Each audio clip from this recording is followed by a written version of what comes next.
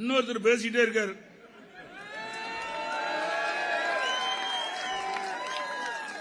அவர் கட்சிக்கு வந்த இன்னும் 5 வருஷம் ஆகல. அப்படிதான் கருதுறேன். அப்படி 5 வருஷம் நிரம்பாத ஒரு குழந்தை மாதிரி இருக்கிறவரு அதிமுக பத்தி பேசுறாரு. 2024 கட்சி காணாத போயிருமா? நீ கண்டுபிடிச்சு கொடு, போலீஸ் தானே. தம்பி, உன்னை போல எத்தனை பேர்த்த இந்த கட்சி பார்த்திருக்குது? ஒன்றா இரண்டா? எத்தனையோ எதிர்ப்புகள். பொன்மனச்செம்மல் புரட்சி தலைவர் அவர்கள் அதிமுகவை தோற்றுவிக்கின்ற பொழுது கடுமையான எதிர்ப்பை சந்தித்து தான் மக்கள் துணையோடு அதை முறியடித்து அதிமுக தோற்றுவித்தார். அவருடைய மறைவுக்கு பிறகு இதய புரட்சி தலைவி அம்மா பல்வேறு எதிர்ப்புக்கு இடையில இந்த கட்சியை காப்பாற்றினாங்க. ஆக இருவரும் தலைவருடைய அருளாசியோடு, உங்களுடைய ஆதரவோடு, மேடையில் நிர்வாகிகள் ஆதரவோடு இன்றைக்கு கட்சி முழுமையாக காப்பாற்றப்பட்டிருக்கிறது. அது தெரியாம, வரலாறு தெரியாம ஏதோ பேசிட்டு இருக்காரு. அவள் கண்ட கனவு வேற, நடக்கிறது வேற. அதனால புலம்பிக்கிட்டு இருக்கிறாங்க. வேற ஒண்ணு இல்ல, விரத்தின் விளிம்பிக்கு போயிட்டார். அதனால இப்படிப்பட்ட பேச்செல்லாம் வருது. ஆகவே தம்பி, கொஞ்சம் பொறுமையா பேசு. அதிமுக ஒரு மாதிரியான கட்சின்னு ஏற்கனவே சொல்லிட்டேன். அதிமுகவில் 2,06,00,000 உறுப்பினர் இருக்கிறாங்க. ஒருத்தர் 2 இல்ல. உங்க மாதிரி விரல் விட்டு எண்ணுகின்ற தொண்டர்கள் இருந்த கட்சி அல்ல.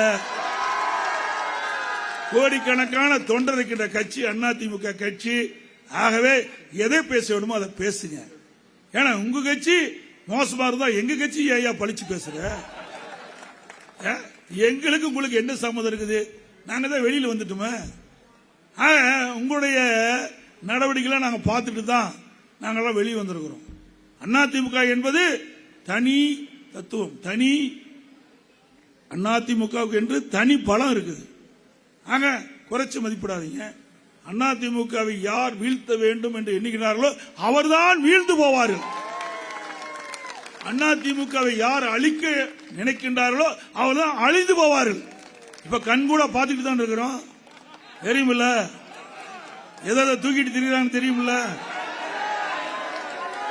ஓ, இது தொண்டன் இருந்த கட்சி.